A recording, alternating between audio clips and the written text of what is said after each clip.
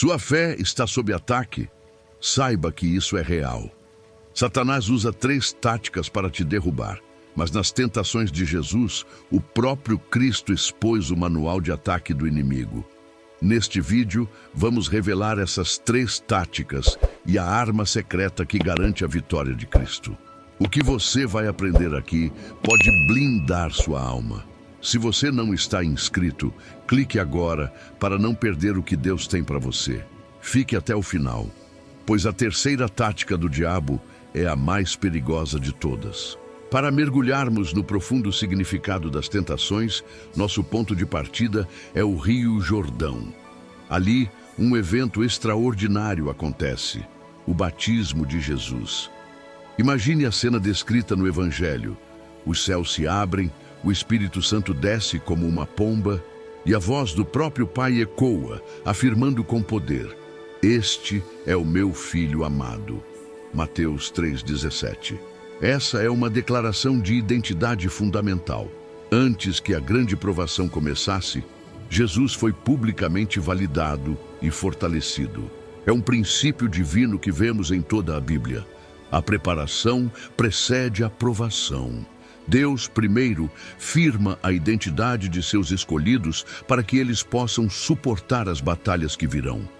Essa confirmação celestial foi o alicerce sobre o qual a vitória de Cristo seria construída, provando sua condição única de Filho de Deus antes mesmo do confronto com Satanás. Esta base era essencial para a jornada que se iniciaria. Logo após essa confirmação gloriosa, o Espírito Santo conduz Jesus no deserto. É um detalhe fascinante e contraintuitivo que tanto Mateus 4 quanto Lucas 4 fazem questão de registrar. O mesmo Espírito que o ungiu para o ministério agora o leva ao local do isolamento e do teste. Isso nos ensina que os desertos em nossas vidas nem sempre são um sinal de que algo deu errado. Muitas vezes são o campo de treinamento escolhido por Deus. O deserto da Judéia não foi um acidente, mas uma nomeação divina. Era o lugar perfeito para forjar a resistência espiritual, longe das distrações, onde a dependência de Deus se tornaria absoluta. Era neste cenário de aridez que a fé de Jesus em sua plena humanidade seria posta à prova, preparando-o para as futuras tentações de Jesus e mostrando a todos nós que a força verdadeira é aperfeiçoada na fraqueza e na total dependência do Pai. Nesse lugar de solidão, ele se entrega a um jejum de 40 dias e 40 noites. Este não foi um ato simbólico, mas uma entrega física e espiritual de imensa profundidade. Ao abster-se de todo alimento, Jesus demonstrou uma obediência radical, declarando que sua fonte de vida primária não era o pão, mas a palavra de Deus. Este período ecoa jornadas de grandes figuras bíblicas e estabelece um padrão de consagração total. Esse jejum intenso o enfraqueceu fisicamente a um nível extremo, mas, em contrapartida, aguçou seu espírito de uma maneira extraordinária. Era um esvaziamento do eu para ser preenchido inteiramente pela vontade do Pai. Esta disciplina rigorosa foi um componente crucial de sua preparação, pois o confronto com o tentador exigiria não a força do corpo, mas a clareza e a firmeza de um espírito que se alimenta diretamente da fonte divina. A lição para nós é direta e poderosa. A preparação espiritual não é um luxo, é uma necessidade. Assim como Jesus se preparou, somos chamados a construir nossa resistência espiritual antes que as tempestades cheguem. Como fazer isso de forma prática? É cultivar hábitos de fé e obediência no dia a dia. É encontrar nosso próprio tempo no deserto, mesmo que seja em breves momentos de oração e leitura do Evangelho antes que o dia comece. É aprender a se alimentar da palavra de Deus para que, quando a fome de sentido ou de esperança bater, não sejamos enganados pelas soluções fáceis que o diabo oferece. Construir essa disciplina diária é o que nos permite permanecer firmes durante a provação. pois nossa força não estará em nós mesmos, mas na conexão que cultivamos com Deus nos momentos de paz, preparando-nos para a batalha. E foi precisamente ao final desses 40 dias, no auge de sua fragilidade humana, que o inimigo se manifestou. O tentador é astuto. Ele não apareceu no primeiro dia, mas esperou o momento de máxima vulnerabilidade. A estratégia de Satanás é um lembrete de que ele estuda nossas fraquezas e espera a oportunidade perfeita para atacar. Toda a preparação no deserto da Judéia culmina neste momento. O palco está montado para um dos confrontos mais significativos da história. O primeiro ataque estava prestes a ser lançado, mirando na necessidade mais fundamental de Jesus, uma investida que buscaria usar sua fome para desafiar sua identidade e sua missão. A primeira das tentações de Jesus estava para começar, e então o confronto começa. Após o extenuante jejum de 40 dias, a fome de Jesus era uma realidade física avassaladora. É nesse exato momento de vulnerabilidade que o tentador se aproxima. Note a astúcia na sua abordagem. Ele não chega com uma afronta direta, mas com uma sugestão que parece quase razoável. Ele aponta para as pedras do deserto da Judéia e diz: se tu és o Filho de Deus, manda que estas pedras se transformem em pães. Mateus 4:3. A tentação começa com uma dúvida: se tu és? É uma isca para fazer Jesus provar a identidade que o Pai acabara de confirmar no batismo. O diabo usa uma necessidade legítima e urgente, a fome, como uma arma. Ele o incita a usar seu poder divino não para o plano de Deus, mas para a satisfação de uma necessidade pessoal e imediata. Era uma provação sutil, um convite para agir de forma independente do Pai, para colocar a necessidade física acima do propósito espiritual. A essência desta primeira das tentações de Jesus é um teste de dependência. Ao dizer para transformar pedras em pães, Satanás estava oferecendo um atalho, uma solução instantânea que contornaria o processo de confiança e espera em Deus. Era uma tentação para a autossuficiência. Pense bem, Jesus tinha todo o poder para fazer aquilo. Não seria pecado criar pão. O problema não estava no ato em si, mas na motivação por trás dele. Ceder seria concordar com a premissa do inimigo, a de que seu status de filho de Deus deveria livrá-lo do sofrimento e da necessidade humana. Seria, em suma, usar o poder do céu para servir a si mesmo na terra, o exato oposto de sua missão de esvaziamento e serviço.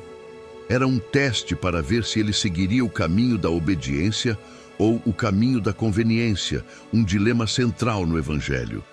Aqui vemos a primeira grande manifestação da vitória de Cristo, e a arma que ele usa é a palavra de Deus.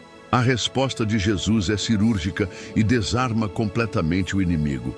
Está escrito: não só de pão viverá o homem, mas de toda palavra que sai da boca de Deus. Mateus 4:4. Ele não discute se é ou não o Filho de Deus. Ele não entra no jogo do inimigo. Em vez disso, ele eleva o debate a um princípio divino fundamental, citando as Escrituras. Deuteronômio 8:3. Com essa resposta, Jesus declara que o sustento espiritual, que é a obediência à vontade do Pai, é infinitamente superior ao sustento físico. Ele demonstra uma fé inabalável de que Deus proverá no tempo certo e da maneira certa. Ele nos ensina que nossa vida mais profunda não é mantida por coisas materiais, mas pela nossa conexão e alinhamento com o Criador. Essa lição ecoa poderosamente em nossas vidas. Quantas vezes somos tentados a transformar pedras em pães? Isso acontece quando consideramos comprometer nossos valores por um ganho financeiro rápido, quando pensamos em mentir para sair de uma situação difícil, ou quando buscamos gratificação instantânea em vez de cultivar a paciência e a confiança no plano de Deus. A voz do tentador ainda sussurra: se você é realmente abençoado, por que está passando por essa dificuldade? resolva com suas próprias mãos. A resposta de Jesus no deserto é o nosso manual de resistência espiritual. Devemos nos apegar à palavra de Deus e declarar que nossa integridade e nossa fé não estão à venda. Viver pela palavra que sai da boca de Deus é confiar que Ele é o nosso provedor, mesmo quando o deserto ao nosso redor parece só oferecer pedras. Ao vencer esta primeira batalha, Jesus estabeleceu o fundamento para toda a sua jornada.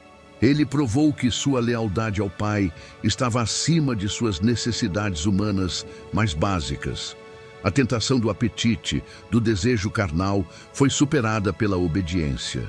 Mas o diabo, tendo fracassado em seu ataque ao corpo, não iria desistir. Ele apenas mudaria sua estratégia. Se não conseguiu derrubá-lo pela necessidade física, tentaria uma abordagem mais sofisticada, uma provação que não visaria mais o estômago, mas o ego e a própria fé. A arena da batalha estava prestes a mudar do deserto desolado para um dos locais mais sagrados de Israel, o que tornaria o próximo desafio ainda mais perigoso e sutil. Derrotado no terreno da necessidade física, o tentador muda drasticamente sua estratégia. A batalha agora se move do desolado deserto da Judeia para o centro da vida religiosa de Israel, Jerusalém. E não para qualquer lugar, mas para o ponto mais alto do templo, o pináculo do templo. A escolha do local é carregada de simbolismo. Era o lugar onde o sagrado tocava o céu, um ponto de imensa visibilidade pública. O diabo sabia que um evento ali teria um impacto estrondoso. A provação deixa de ser sobre uma necessidade pessoal e secreta, a fome, para se tornar um teste público de identidade e poder. Esta mudança de cenário, detalhada em Mateus 4, eleva a intensidade das tentações de Jesus, movendo o conflito do campo da carne para o campo da fé e do orgulho espiritual. A arena agora é a própria religião, o que torna o desafio ainda mais perigoso. Neste cenário grandioso, Satanás revela uma de suas táticas mais traiçoeiras: usar a própria palavra de Deus como arma. Ele cita as Escrituras, especificamente o Salmo 91, dizendo a Jesus: "Se tu és o Filho de Deus, lança-te daqui abaixo, porque está escrito: aos seus anjos dará ordens a teu respeito, e eles te susterão nas mãos, para que nunca tropeces em alguma pedra." Mateus 4:6. Que lance genial e maligno! Ele não está mais falando de pão, mas de promessas divinas. A proposta é um convite à presunção. Era um desafio para que Jesus forçasse um milagre espetacular, para que obrigasse o Pai a enviar os anjos servindo Jesus em um show público, provando sua identidade de forma inquestionável para a multidão. Seria trocar o caminho da cruz pelo caminho do espetáculo, trocando a fé genuína por uma demonstração de poder para alimentar o ego. A resposta de Jesus é, novamente, uma aula de sabedoria e resistência espiritual. Ele demonstra um domínio das Escrituras que vai além da simples citação. Ele entende o contexto, o espírito da lei. Com uma calma divina, ele rebate: também está escrito: "Não tentarás o Senhor teu Deus." Mateus 4:7, citando Deuteronômio 6:16. Esta é a segunda fase da vitória de Cristo. Ele usa a palavra de Deus para corrigir o abuso da palavra de Deus. Jesus estabelece a fronteira crucial entre a fé e a presunção. Ter fé é confiar em Deus em meio às provações que a vida nos traz. Tentar a Deus é criar uma provação artificial para forçá-lo a agir como queremos. A obediência de Jesus mostra que a verdadeira confiança não manipula, não testa e não exige provas espetaculares. É uma confiança humilde que descansa na soberania de Deus, sem a necessidade de exibições públicas. Essa tentação do pináculo do templo é incrivelmente atual. Quantas vezes, talvez sem perceber, tentamos forçar a mão de Deus? Isso pode acontecer quando tomamos uma decisão financeira irresponsável, dizendo: "Deus proverá", ou quando negligenciamos nossa saúde esperando uma cura milagrosa, ou quando entramos em um relacionamento claramente destrutivo, pensando que nossa fé vai mudar a outra pessoa magicamente. O Evangelho nos ensina, através deste exemplo, que a sabedoria é uma parte essencial da vida de fé. A obediência a Deus inclui usar o bom senso, a prudência e a responsabilidade que Ele mesmo nos deu. A lição é clara. Não devemos pular de penhascos literais ou figurativos, esperando que Deus nos salve de nossa própria imprudência. A verdadeira fé confia, mas não abusa da graça divina. Com essa resposta, Jesus vence a segunda batalha. Ele recusou-se a usar o poder de Deus para satisfazer seu corpo e recusou-se a abusar da palavra de Deus para massagear seu ego. O diabo está sendo derrotado em cada investida. Ele tentou o físico, falhou. Tentou o espiritual, falhou. A resistência espiritual de Jesus era impenetrável. Agora, restava apenas uma cartada, a última e mais desesperada oferta. Satanás abandonaria a sutileza e a teologia distorcida para fazer a proposta mais direta e ambiciosa de todas. Uma batalha estava prestes a atingir seu ápice, movendo-se para um lugar de poder terreno, de onde ele ofereceria a Jesus não apenas pão ou um milagre, mas o mundo inteiro. Após falhar em corromper o corpo e o espírito de Jesus, o diabo joga sua última carta. A estratégia muda para a mais direta e ambiciosa de todas. Ele transporta Jesus do deserto para um monte muito alto. Este novo cenário é simbólico. Montes na Bíblia são lugares de revelação, de poder e de encontros com Deus. Mas aqui, o tentador o usa para sua própria proposta blasfema. Deste ponto de vista privilegiado, ele mostra a Jesus, em uma visão panorâmica, todos os reinos do mundo e a sua glória. O esplendor, a riqueza, o poder, a autoridade. Esta não é mais uma sugestão sutil, é a oferta final. As máscaras caem e o inimigo revela sua cartada mais poderosa, visando não uma necessidade ou o ego, mas a própria missão do Filho de Deus, o seu reinado. Esta é a culminação das tentações de Jesus, o momento de maior tensão. A oferta em si é de tirar o fôlego, o domínio total sobre a humanidade. Tudo isto te darei, diz Satanás. Pense na profundidade desta provação. Jesus veio ao mundo para, de fato, se tornar rei sobre todas as nações. O que o diabo está oferecendo é, em essência, o resultado final do plano de Deus, mas por um meio totalmente diferente. Ele oferece a coroa sem a necessidade da cruz. Ele oferece a glória sem a dor do Getsêmani, a vitória de Cristo sem o sacrifício, o poder sem o sofrimento.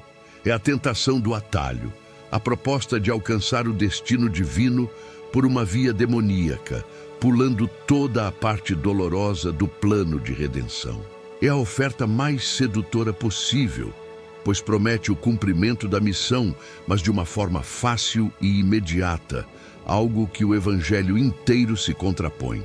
E qual era a condição para receber tudo isso?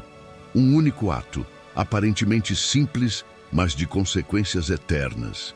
Se prostrado me adorares, Mateus 4:9. Aqui, o coração da questão é finalmente revelado. O inimigo não queria apenas que Jesus pecasse, ele queria a sua adoração. A adoração é o reconhecimento da soberania, da autoridade máxima. Ao pedir por ela, Satanás estava exigindo que Jesus o reconhecesse como a fonte do poder, que trocasse sua lealdade ao Pai pela lealdade a Ele. Este é o cerne da idolatria desde o início dos tempos. Desviar a adoração que pertence exclusivamente a Deus para qualquer outra coisa, seja poder, riqueza, status ou o próprio eu. Esta proposta não era apenas uma tentação, era uma declaração de guerra direta contra o primeiro mandamento, uma tentativa de perverter a ordem fundamental do universo. Essa oferta dos reinos do mundo pode parecer distante da nossa realidade. mas ela se manifesta de formas mais sutis em nosso cotidiano. É a tentação de sacrificar a integridade por uma promoção no trabalho. É a ambição que nos faz colocar o sucesso e o dinheiro acima da família, da saúde e da nossa comunhão com Deus. É quando a busca por aceitação social nos leva a comprometer nossa fé e nossos valores. Toda vez que permitimos que algo ocupe o trono do nosso coração, um lugar que pertence somente a Deus, estamos na prática nos curvando a um reino deste mundo. A lição de Mateus 4 e Lucas 4 é um chamado radical à resistência espiritual. Nossa adoração não é negociável. A quem você serve? Essa é a pergunta que esta provação nos força a responder. Diante da oferta mais blasfema e sedutora, a tensão atinge o seu pico. O diabo colocou todas as suas cartas na mesa.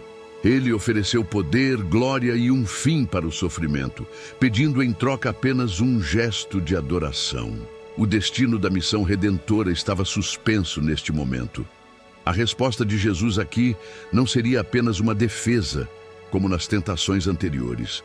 Teria que ser um contra-ataque, uma ordem de autoridade que não apenas recusaria a oferta, mas que colocaria o inimigo em seu devido lugar, encerrando de uma vez por todas este confronto no deserto e selando a sua vitória. Diante da proposta mais blasfema, a reação de Jesus é imediata, enérgica e definitiva. A paciência e a didática defensiva das respostas anteriores dão lugar a uma ordem de comando real. A linha final foi cruzada.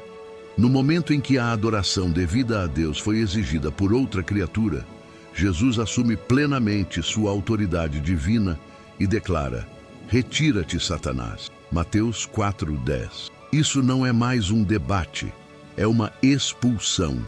É o Filho de Deus exercendo seu domínio sobre o príncipe das trevas. Este é o verdadeiro clímax da vitória de Cristo no deserto. Ele não apenas recusa a oferta, mas encerra a conversa, pondo um fim à audácia do tentador. Este ato de autoridade nos mostra que há um ponto em que a negociação com a tentação deve cessar e dar lugar a uma ordem de expulsão em nome de Deus. E como em todas as outras vezes, a autoridade de Jesus está firmemente ancorada na palavra de Deus. Ele justifica sua ordem com a citação que é o pilar de toda a fé e obediência. Porque está escrito: "Ao Senhor teu Deus adorarás e só a Ele darás culto." Com esta declaração, ele reafirma a verdade fundamental do universo. A soberania pertence a Deus e a adoração é exclusivamente dele. Ele rejeita a oferta dos reinos do mundo, não porque não os quisesse, mas porque a fonte da oferta era ilegítima e o preço era a traição. Jesus declara que qualquer poder, qualquer glória, qualquer reino que exija a flexão do joelho para qualquer outro ser que não seja Deus é uma farsa e uma abominação. Esta resposta sela a sua lealdade inabalável e define a regra de ouro para toda resistência espiritual. Essa escolha define radicalmente a natureza do reino que Jesus veio estabelecer. Ao rejeitar o atalho oferecido por Satanás, ele rejeita o modelo de poder do mundo. Seu reino não seria construído pela força política, pela dominação ou pela glória terrena, mas pelo caminho oposto, o do serviço, da humildade, do sacrifício e da cruz. A vitória de Cristo aqui não foi apenas uma vitória pessoal sobre o diabo, mas uma vitória programática que estabeleceu o método do Evangelho. O significado das tentações se aprofunda imensamente aqui, pois vemos Jesus escolhendo conscientemente o caminho difícil da obediência ao Pai, mesmo que isso significasse sofrimento e morte, em vez do caminho fácil da autoglorificação. Ele estava fundando um reino de dentro para fora, no coração dos homens, e não de fora para dentro. A lição para nós é um chamado à pureza na adoração. O mundo moderno, assim como o diabo no monte, nos oferece constantemente reinos em troca de nossa lealdade. O reino do sucesso profissional, o reino do prazer imediato, o reino da segurança financeira, o reino da popularidade nas redes sociais. Cada um desses reinos sutilmente pede a nossa adoração, exigindo nosso tempo, nossa energia e, por fim, nosso coração. A ordem de Jesus, retira-te, deve ecoar em nossa alma contra tudo o que tenta usurpar o lugar de Deus. A resistência espiritual prática, então, é um constante exercício de vigilância. Onde está meu verdadeiro tesouro? O que realmente comanda minhas decisões? A nossa fé é provada na nossa capacidade de adorar a Deus, não apenas com palavras, mas com a lealdade de nossas vidas. Com essa ordem poderosa, a batalha está encerrada. O tentador foi desmascarado, confrontado e expulso pela autoridade da palavra de Deus na boca do Filho de Deus. As três grandes áreas da tentação humana, o desejo da carne, o orgulho da vida e a cobiça dos olhos, foram enfrentadas e vencidas. A atmosfera de confronto se dissipa no deserto da Judeia. A provação chegou ao fim, mas a história contada em Mateus 4 e Lucas 4 não termina com a partida do inimigo. O que acontece depois que a vitória é conquistada? O que se segue à exaustão da batalha espiritual? O deserto, que foi palco de um conflito cósmico, está prestes a se tornar o cenário de um consolo celestial. Com a ordem retumbante de Jesus, a batalha chega a um fim abrupto. O Evangelho de Mateus 4 nos diz, com uma simplicidade poderosa, que o diabo o deixou. Há um poder imenso nessa frase curta. A autoridade na voz do Filho de Deus, fundamentada na palavra de Deus, não é algo que o tentador pode desafiar. Ele é forçado a recuar. Este momento é a prova cabal da vitória de Cristo. Ele não apenas resistiu, ele venceu e expulsou o inimigo. Isso nos ensina uma verdade espiritual vital. Quando resistimos ao diabo, firmados na verdade de Deus, como diz Tiago 4:7, ele não tem outra escolha a não ser fugir. A escuridão não pode permanecer onde a verdadeira luz exerce sua autoridade. A aprovação termina com a retirada do adversário, confirmando que a resistência espiritual tem um poder real e efetivo. No entanto, o relato de Lucas 4 adiciona uma camada de realismo e sobriedade a esta vitória. Ele nos diz que o diabo afastou-se dele até o tempo oportuno. Este é um detalhe crucial para a nossa própria jornada de fé. A vitória em uma batalha não significa o fim da guerra. O inimigo é persistente. Ele recua, reavalia e espera por outro momento de aparente fraqueza, por outra oportunidade. As tentações de Jesus não foram um evento isolado. Esta nota de Lucas prenuncia os conflitos futuros que Jesus enfrentaria. A oposição dos fariseus, a traição de Judas e a agonia esmagadora no Getsêmani, que seria, em muitos aspectos, a continuação desta mesma provação. Isso nos lembra que a resistência espiritual não é um evento único, mas um estado de vigilância e obediência contínuas ao longo de toda a nossa vida. E o que acontece após a partida do inimigo? O céu responde. Mateus nos conta que, após a retirada de Satanás, eis que vieram os anjos servindo Jesus. Mateus 4:11. O cenário muda completamente. A tensão do confronto dá lugar à paz do cuidado celestial. Imagine Jesus, exausto após o jejum de 40 dias e a intensa batalha espiritual, sendo agora ministrado pelos mensageiros de Deus. O Pai, que permitiu o teste, agora envia seu consolo e sustento. O pão que Jesus se recusou a criar a partir de pedras, desafiando a Deus, agora lhe é servido pelo próprio céu como recompensa por sua fé e obediência. É uma imagem belíssima da economia divina. A provisão chega, mas no tempo de Deus e como resultado da fidelidade, não como uma exigência impaciente. Essa cena dos anjos servindo Jesus carrega uma promessa para cada um de nós. Após passarmos por nossas próprias provações no deserto da Judeia da vida, Após enfrentarmos nossas batalhas com as armas da fé e da palavra de Deus, podemos confiar que o consolo do céu virá. Esse serviço dos anjos pode não ser literal, mas se manifesta de inúmeras formas, na palavra de encorajamento de um irmão, em uma paz que excede todo entendimento, em uma porta que se abre inesperadamente, ou simplesmente na força renovada que sentimos para continuar a jornada. O Evangelho nos assegura que Deus não nos deixa exaustos e abandonados após a luta. A vitória de Cristo é um modelo. Após a fidelidade na provação, vem a ministração da graça e do cuidado do Pai. Assim, a cena no deserto se encerra. O confronto terminou, o inimigo foi derrotado e Jesus foi fortalecido pelo céu. Este evento, as tentações de Jesus, foi muito mais do que um simples teste. Foi a inauguração de seu ministério, a demonstração de seu caráter e a revelação das armas espirituais que todos nós podemos usar.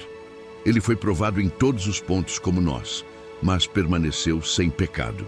Agora que vimos a batalha em detalhes, do início ao fim, podemos dar um passo atrás e contemplar o quadro completo, extraindo as lições eternas e o profundo significado das tentações para nossa vida espiritual, nossa esperança e nossa caminhada diária com Deus. Ao olharmos para trás, para a jornada de Jesus no deserto, o que realmente vemos? Vemos muito mais do que uma simples história de resistência. Vemos a revelação da própria natureza de Cristo. Nas tentações de Jesus, a sua perfeita humanidade e a sua plena divindade são demonstradas de forma inegável. Ele sentiu fome como qualquer homem. Ele foi alvo de propostas astutas, como qualquer um de nós pode ser. No entanto, ele respondeu com a sabedoria, a autoridade e a pureza que só o Filho de Deus poderia ter. Este evento, narrado em Mateus 4 e Lucas 4, o estabelece como o segundo Adão, onde o primeiro Adão, em um jardim perfeito, cedeu à tentação. Jesus, em um deserto hostil, demonstrou uma obediência perfeita, começando ali a reverter a maldição e a restaurar o nosso caminho de volta ao Pai. O principal significado das tentações é este. Ele se provou ser o representante perfeito e o Salvador qualificado para a humanidade. Uma das lições mais práticas e poderosas que extraímos é que Jesus nos entregou o manual de instruções para a resistência espiritual. Observe bem. Em nenhum momento ele usou um poder espetacular e exclusivo para derrotar o diabo. Sua única arma, em todas as 3 respostas, foi a palavra de Deus. Está escrito: ele não lutou com força sobre-humana, mas com a verdade divina que está acessível a todos nós nas páginas do Evangelho. Isso é profundamente encorajador.